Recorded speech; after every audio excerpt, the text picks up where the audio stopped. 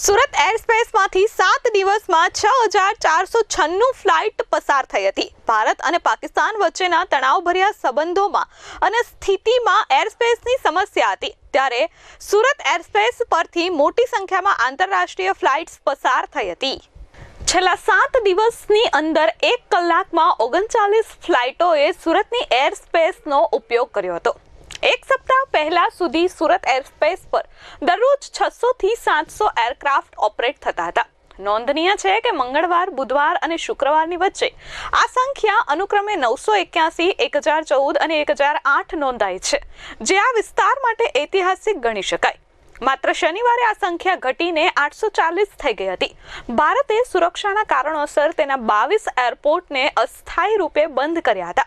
આ સંજોગોમાં સુરતની એરસ્પેસ વૈશ્વિક એરક્રાફ્ટ માટે મહત્વના વૈકલ્પિક માર્ગ તરીકે ઉભરી આવી છે। ટ્રાફિકનું કારણ એ છે કે યુરોપ, ચીન, મલેશિયા અને ગલ્ફ દેશો માટે જતી ઘણી આંતરરાષ્ટ્રીય ફ્લાઇટ્સ હવે વૈકલ્પિક રૂટ તરીકે સુરત એરસ્પેસમાંથી પસાર થાય છે।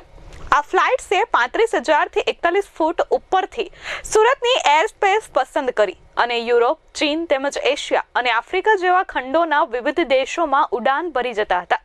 આંકડા મુજબ સુરતમાં વપરાશ વધીને 100% થયો છે।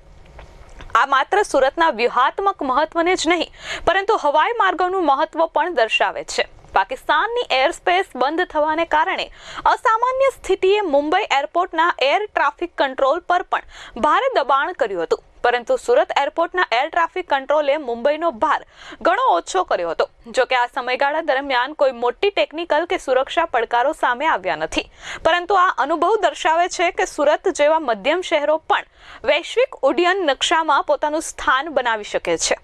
ઉલ્લેખનીય છે કે આ કારણે સુરત એરપોર્ટને 24/7 કાર્યરત કરવામાં આવ્યું હતું। Bureau report S24 news, Surat.